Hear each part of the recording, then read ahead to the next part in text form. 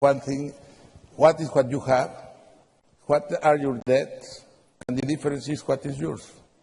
It's only arithmetic. Simple. Simple, very simple. Anyone could do this. Your parents are Lebanese, right? My mother born in Mexico, and my father arrived to Mexico when he was 14 years old. Do you feel any ties to Lebanon? Excuse me? Do you feel any ties to Lebanon? Ties? What's ties? You know, do you feel close to Do you go to Lebanon? Well, these are my roots, and I respect and I have admiration for what they have done historically. The Phoenicians make a lot of changes in the world, were very influential in the Western world 30 centuries ago, and I am clear of what they have done and what is the history of Lebanon, but also the history of Mexico. That is very rich also. How important, Carlos, was your father? A lot. Too much. Too much? Well, he instilled values in you? Sure. Most of them. Because when you are very young, is when you learn most of these things. What was your first job? My first job was with my father. You worked for him? Yes. What business? Yes. What kind of business? Well, in commerce. Actually, he sent me to look the competence which prices used to have. And I feel like a spy because it was just after the Second War, looking the prices of the competence and going to the store, and after that to have some register. How no one's successful at do you consider yourself lucky? Excuse me, You think you had luck? Luck in business or luck in life? Luck in life, I think so. What about luck in business? Also. I mean, I think the circumstances are very important. You do? Yes, the circumstances are important. What was your first investment where you put money into something? I think, I opened a checking account when I was like 11 or 12. And, how old? 11? Yes, something like that. 500 pesos. And a bond, I bought a bond also. And then I think like 13, I bought some stocks of a bank. You bought stock at 13? Yes.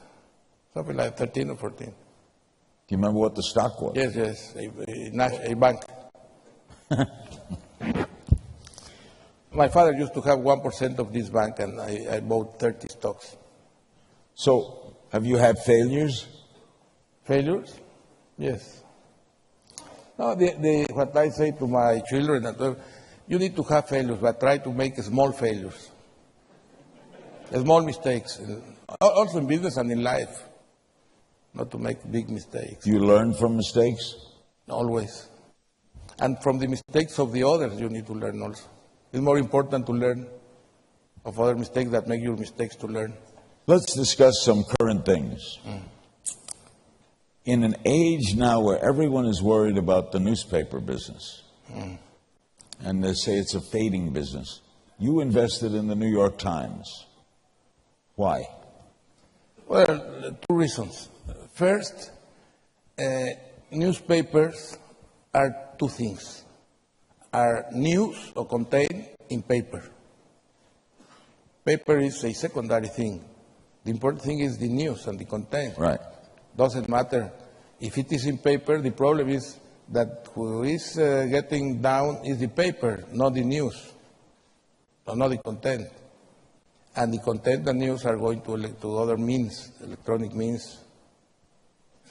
So you have faith in that? Well, the New York Times is. Well, the New York Times was the leader in electronic news, but also was a financial investment. Is that a healthy paper? Excuse me? New York Times, a healthy paper? I think so. A healthy company. I mean, it's in good shape. Yes. Well, you put a lot of money in. So. What? You put a lot of money in. Well, was some bonds, some debt. They pay already the debt. They paid you back already? Yes. That was pretty sharp. I was interest, I guess, you got too. It's very, All right. very warm. This. How do you look at the economy today? What's your overview of the world? This is a major conference and economy is on everybody's mind. The world economy? Are you optimistic? I think it's not a matter of optimism or pessimism. It's a matter of reality. I think we are living a new civilization with new paradigms. You need to have a new vision. And I think they are not doing the right things. I think that especially the Western world, looking for a policy of benefit for people, has chronic fiscal deficits, and they have done too much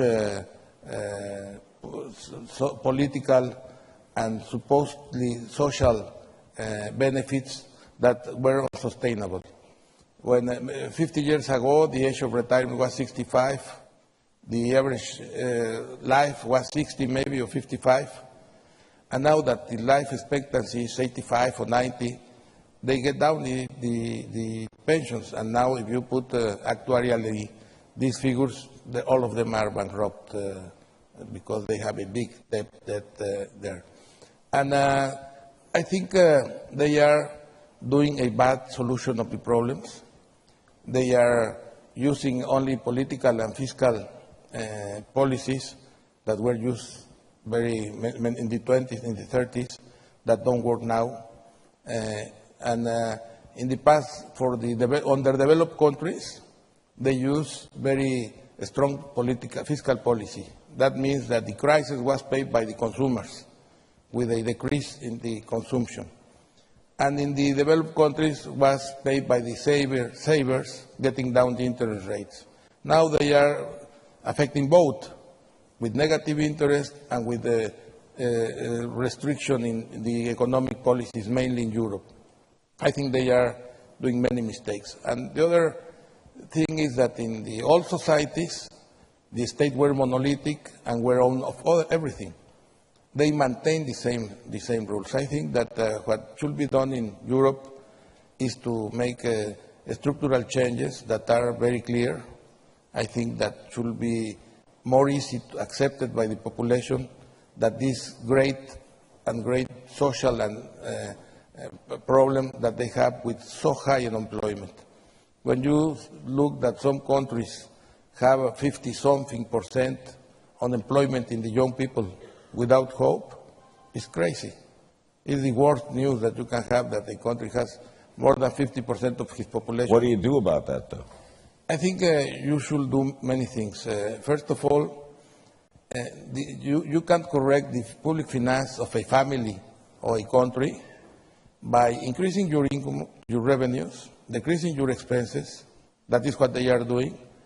But when you increase the revenues and decrease the expenses, you are making a stronger recession and dangerous recession, because you are taking more money from the people and giving less economic activity to the country. I think they should sell the assets. Why these countries should have highways? They can sell it for a lot of money. Why they have airports or water supply? Many assets that should be sold and managed by private. You think the government should sell its assets? Yes. To private industry?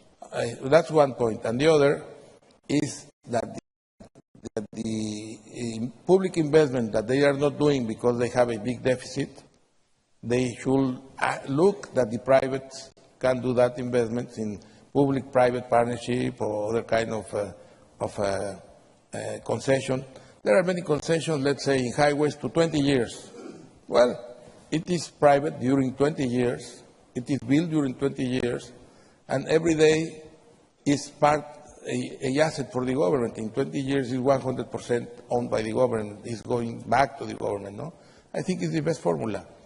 And what is not acceptable is to have this high unemployment.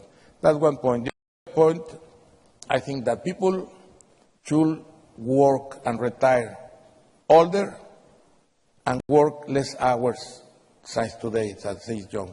I think the